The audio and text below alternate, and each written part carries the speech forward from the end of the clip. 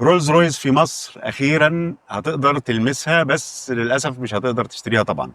رولز رويس هتفتح وكيل رسمي في مصر، وكيلها الجديد هو الاي دي ام مصر، والفرع هيبقى جاهز بدايه من 2026 تحت اسم رولز رويس موتورز كارز القاهره. يعني لو معاك فلوس كتير هتقدر تروح تلمس وتشم ريحه الفخامه بدل ما تشوفها على الانستجرام بس. ازاي هتستمتع بالعرض ده؟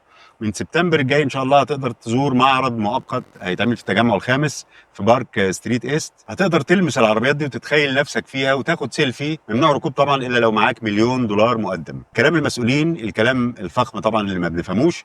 جيمس كرايتون مدير رولز رويس في الشرق الاوسط بيقول مصر عندها زباين كتير عايزه فخامه.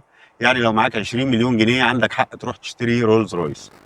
سيد كريم مدير اي دي ام مصر اللي خدت التوكيل ده بيقول احنا بنفتخر ان احنا هنقدم الاحلام على 4 عجلات، بس الاحلام دي طبعا مش هتتحقق الا ال1% من المصريين، والباقي للاسف هيتفرج ويحلم. الخلاصه، لو غني قوي جهز نفسك من دلوقتي عشان 2026.